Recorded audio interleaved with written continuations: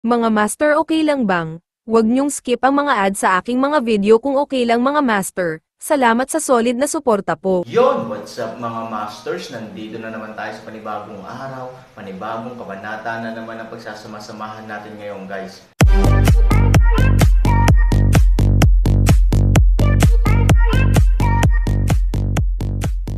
Bali mga masters, kung bago ka pa lang po sa aking YouTube channel, please click the subscribe button, lalong-lalo na po yung notification bell guys, para maging connected pa rin tayo sa isa't isa at maging updated kayo sa mga susunod ko pang video. Bali mga masters, bago natin umpisahan ng kwento ay mag-shoutout po muna tayo para sa mga solid nating tagapakinig. Shoutout kay Jeps Ignacio at shoutout kay Leo Mer Pabol. Yun na nga mga masters, no? Bali hindi na ito patagalin. In 3, 2, 1, let's go! Napakaingay ng grupo ng mga tao, panay ang tawanan at tawanan. Sa kulungan ng baboy, sina Ivory at Zeking mismo ay hindi nakahinga ng maayos, lalo na ngayon ang Tia Ingong ay tila hindi maganda, at maraming ulan sa oras na ito. Hindi ko alam kung nagkataon lang, o dulot ng bagyong Kwangsha. Nang marinig ang tunog, nagising ang dalawang babae. Sa pagbabalik tanaw sa bahay, nakita niya na si Peihu at ang kanyang partido ay dahan-daang naglakad patungo sa gilid na ito. Walang malay na bumangon si Zeking at gustong tumayo sa harap ni Ivory, ngunit umiling si Ivory at tumayo mag-isa, sa halip ay pinoprotektahan si Zeking sa likod niya. Huminto ang grupo sa harap ng dalawang babae. Bagamat naglayo sila, ang mga ngiti sa kanilang mga mukha ay wala man lang tanda ng paggalang. Young Master Pei, gabi na, may problema ba? Malamig na tanong ni Ivory. Hindi nakasagot ng diretso si Peihu, sinulyapan niya ang kulungan ng baboy sa likod ng dalawang babae, at umiling ng sok-sok, kayong dalawang magagandang babae ay nakatira sa ganitong uri ng lugar. Bakas sa mukha niya ang awa at kawalan ng kakayahan, ngunit mas maraming pangungutya. Isa sa mga nasasakupan, hoy, anak, kung gaano karami ang kinakain ng taong ito, ang dami niyang ginagamit, ang dami niyang sinusuot, iyon lang ang tadhana. Ayon sa mga alituntunin ng aming pamilyang Pei, ang dalawang bisitang ito ay maaari lamang manirahan sa ganitong uri ng lugar. Napakaganda ng lugar na ito. Kung wala kang ibang gagawin, maaari mo silang imbitahan pabalik. Si Ivory ay wala sa mood na makinig sa kanilang pinag-uusapan dito, at malamig na itinaboy ang mga bisita. Anong masasabi mo? Ang anak kong si Kong ay may puso ng kapatiran. Nang makita ang malakas na ulan na paparating, nag-aalala ako na baka hindi matakpan yung dalawa ang ulan kung nakatira kayo sa ganitong lugar. Dinala ninyo ako. Narito upang suriin ito. Ito ba ang iyong saloobin? Biglang lumabas ang isa pang subordinate at malamig na sumigaw. Malamig na ngumiti si Ivory, at nakipag-chat ng tamad, binayaran ng Weasel ang mga pagbati ng bagong taon sa tandang, at may mabuting puso, kakaibang bagay iyon. Ngumiti si Peihu, naglakad ng ilang hakbang patungo sa kulungan ng baboy, at pagkatapos ay iginalaw ang kanyang kamay, isang bug zone ng enerhiya na marahang itinaas ang mga tile sa bubong, umiling, at sinulyapan ang ulan na pumapatak mula sa langit, itong katangian na lang kaya ng mga brick, at ang mga tile ay tumatayo sa malakas na ulan. Nang bumagsak ang mga salita, bahagyang gumamit siya ng madilim na enerhiya sa kanyang kamay, at sa isang putok, ang tile ay nabasag sa lugar. Si Ziching ay nagmamadali. Sapat na ang lugar na ito. Kung ang mga tile ay sisirain sa oras na ito, kung gayon walang masisilungan mula sa ulan ngayong gabi. Paano mabubuhay ang mga tao dito? Gayunpaman, nang malapit nang lumabas si Zeking, nagmamadaling pinigilan siya ni Ivory, at napaungol din si Peihu, na parang nagulat, tingnan mo, ito, tinatawag din ba itong wa? Nang makita ang makatutuhanang kakayahan ni Peihu sa pag-arte, at ang dalawang babae ay halatang medyo galit ngunit walang lakas ng loob na magsabi ng kahit ano, ang lahat ay tumawa. Sumimangot si Ivory at pinigilan ang kanyang galit. Gabi na, Young Master Pei, bumalik ka na, kailangan na nating magpahinga. Tumanggo si Peihu, gusto ko ring pumunta, ngunit tulad ng nakita mo, ang mga ladrilyo at tile na ito ay parang tokwa, at sila ay madudurog kapag hinawakan. Madaling sabihin na ang ulan ay hindi malaki ngayon. Kung ang ulan ay malakas, natatakot ako sa oras na iyon, hindi lang tile ang nabasag, pati ang bahay ay sabay naguguho. Walang masama sa bahay na ito, pero kung gusto mong saktan ang dalawang babae, malaking bagay iyon. Ang mga salita ni Peihu ay nahulog, at siya ay mukhang labis na nalulungkot. Sa oras na ito, may isang tao sa wakas na kumuha ng pagkakataon na magsalita.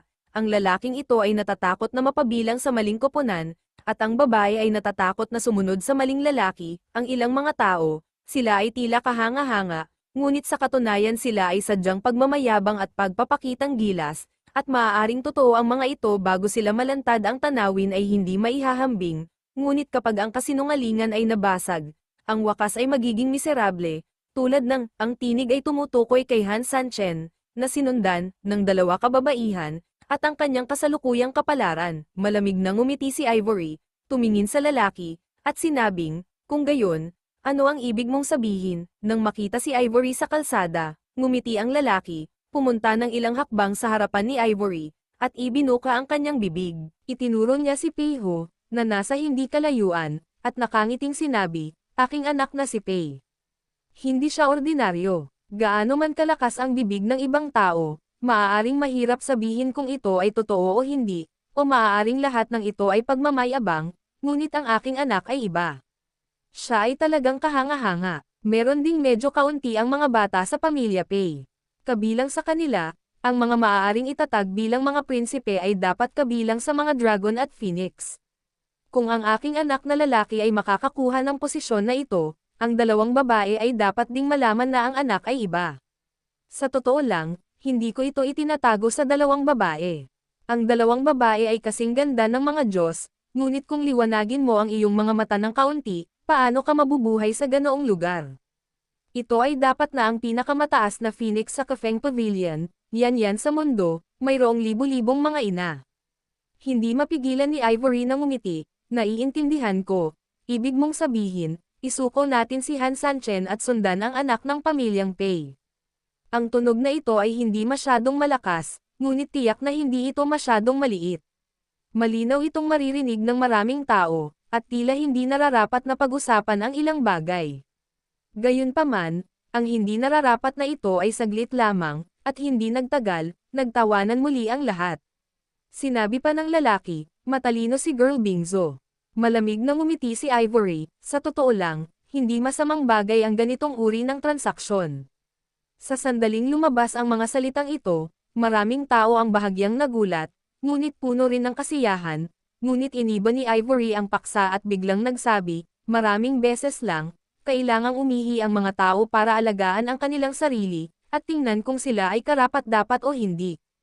Hindi mahalaga kung kumain ka ng bran at uminom ng hangin kasama ang isang taong karapat-dapat, ngunit sa isang taong hindi karapat-dapat, kahit na kumain ka ng masarap na kabundukan at dagat, palaging may pakiramdam ng pagsusuka sa iyong lalamunan, pabayaan mo na ang kainin, huli na ang lahat para sa muka.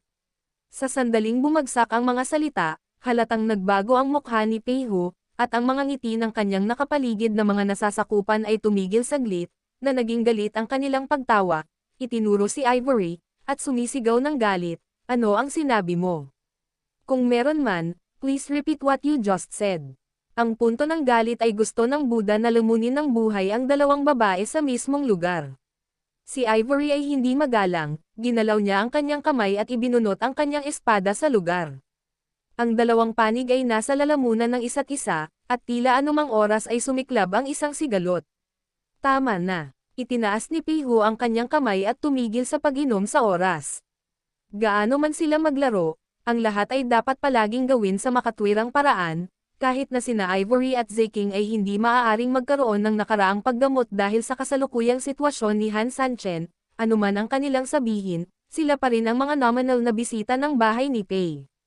Kung ito ay kutsilyo at baril, kung ito ay kumalat, ito ay ang kanyang mga Pei na pamilya ang nahihiya, at ang kanyang mga Pei na pamilya ang masungit. Sa makatuwid, kung kinakailangan, dapat pigilan ng Peihu ang pagkalat ng sitwasyon. Gayunpaman, imposible ang malalaking galaw, ngunit hindi imposible ang maliliit na galaw. Lumakad siya sa harap ni Ivory ng ilang hakbang, at itinulak ang kanyang mga nasasakupan palayo gamit ang isang palad, isang basurang lingkod, mayroon ka bang bahagi ng mga salita dito? Kulungan man ng asong baboy o kulungan ng baboy, lahat yan ay panauhin ng pamilya Pei, understand. Ibinaba ng subordinate ang kanyang ulo, tumango, at bahagyang umatras. Naiintindihan ng subordinate. Pakiramdam lang ng subordinate ay walang halaga para sa anak. Ano ang hindi katumbas ng halaga? Sa ilalim ng araw, kung ang utak ng lahat ay sapat na matalino, ang mga tao sa mundong ito ay hindi mahahati sa 3, 6, 9, at iba pa. Kailangan mong maunawaan ang katotohanan ito at i-relax ang iyong isip.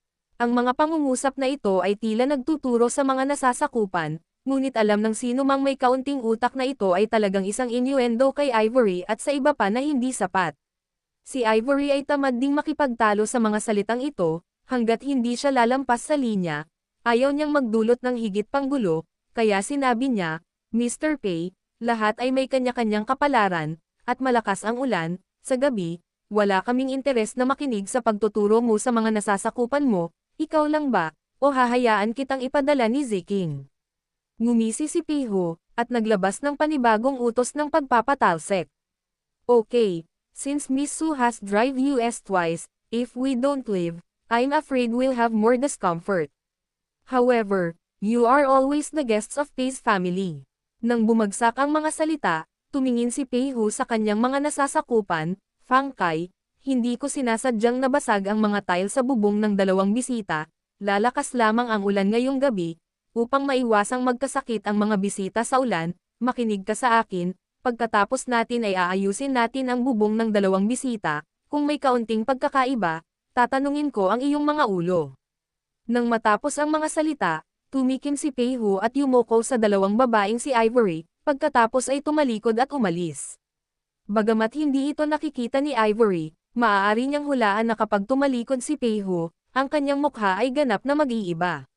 Sure enough, ang 7 o 8 subordinate na naiwan sa pag-aayos ng bubong ay may ibang malamig na liwanag sa kanilang mga mata. Storytelling channel sa YouTube. Bagamat medyo simple si Ziking, hindi niya naiintindihan ang problema sa ngayon, at nagmamadali niyang sinabi na itigil ito, hindi namin kailangan mong ayusin ang anumang bubong, maaari kang bumalik. Ang mga taong ito ay lubos na hindi mapalagay at mabait, at kung sasabihin nila ito ng mabuti, nangangahulugan ito ng paglinang, ngunit kung sasabihin nila ito ng masama, nangangahulugan ito ng sabotahe. Gayunpaman, alam na alam ni Ivory na hindi nila sila mapipigilan. Oo nga, pagkatapos marinig ang mga salita ni Ziking, ang mga nasasakupan na iyon ay tila magalang sa kanilang mga kilos, ngunit ang kanilang mga mukha ay puno ng mga ngiti. Girl, ang bagay na ito ay iniutos niyang Master Pei, kailangan nating gawin ito. Oo. May utos sa bahay. Kung hihintayin kong bumagsak ang ulo ko sa lupa, kailangan kong kunin at ipagpatuloy ang trabaho. May gustong sabihin si Ziching, ngunit pinigilan siya ni Ivory sa pagsasabing, hayaan mo silang ayusin ito, hindi mahalaga. Nang bumagsak ang mga salita, hinayla ni Ivory si Ziking palabas. Ang ilan sa mga nasasakupan ay hindi nang ahas na maliitin, at sumugod sa bahay sa ulan. Mukhang hindi nag-aayos ng bubong ang mga taong ito, nandito lang sila para sirain ito. Makikita mo kung sino man ang mag-aayos ng bubong ay gagawa nito nang hindi man lang nagdadala ng tiles. Agrabyado na sabi ni Ziking kay Ivory. Ano ba naman, silly girl, hindi natin sila hinahayaan sa open, they will always do it in the dark, instead of that, it is better to let them have a good time, and when they are done, at least makakapagpahinga na tayo ng maayos diba? Sabi ni Ivory, madaling magtago gamit ang mga bukas na baril, at mahirap ipagtanggol laban sa maitim na mga arrow, kaya nakagawa sila ng pinsala, at least walang darating para maglaro ng yin sa hinaharap. Si Ziching ay walang magawa. Pagkatapos nitong paghagis ay hindi na ito makatulog. Tiyak na, habang ang mga taong ito ay mas madalas na nag-aayos, ang tunog ng mga sirang tile ay nagsimulang maging mas madalas, at ang sirang bahay na bahagyang tumutulo lamang dahil sa mga sirang tile ay ganap na nawalan ng proteksyon sa ulan sa oras na ito. Function. Halos walang pagkakaiba sa pagitan ng may at walang tile. At ang grupo ng mga tao ay patuloy pa rin sa maayos na pag-aayos sa mga oras na ito, tila hindi sila titigil hanggang sa gumuho ang lugar na ito. Hindi na nakatiis si Ziching, kaya nagmamadali siyang tumayo, tumigil ka. Sa pagkakataong ito, hindi na pinigilan ni Ivory si Ziking, dahil alam niya na ang grupong ito ng mga tao ay naghihintay lang ng pipigil sa kanila, kung hindi, pananatilihin nila ang matapat na hitsura na ito at magpapalala ng bahay. Ilang subordinate pa rin ang nagpapanggap na bawang, at ang isa sa kanila ay mas naagrabyado. Ano ba, babae? Nagpapagawa ka ba ng mga bahay? Oo, sabi niya na may pagtataka sa mukha, pagkatapos ay ibinalik ang tingin sa kanyang obra maestra, at ngumiti. I'm sorry, girl, it rains too much, blurry vision, and some can't see clearly. So these some tiles don't gawin mong mabuti. Gayunpaman, huwag kang mag-alala, babae, mas mahusay na tayo ngayon, at umangkop tayo sa liwanag sa ulan na ito. Sa susunod, ganap na walang problema. Kahit na ang mga salita ay pakinggan, ngunit nakikita ang kanilang mapagkunwari na mga mukha, si Zeking ay napakalinaw, habang sila ay nag-aayos, mas magiging masama ang bahay. Okay, hindi mo na kailangan magtanim dito, pwede ka nang umalis. Tumayo si Ivory at humakbang, malamig na sabi. Nang marinig ito ng lalaki, siya ay natigilan. Girl, hindi mo ba kami papayag na ayusin ito? Hindi ba iyon ang gusto mo? Malamig na bamantong hininga si Ivory. Ang lalaki ay malinaw na nagpakita ng isang masamang ngiti sa gilid ng kanyang bibig. Ngunit siya ay mabilis na bumalik sa kanyang inosenteng tingin, hindi ko lubos na naiintindihan ang sinabi ng babae. Kung gagawin mo, pagkatapos ay ngayong gabi.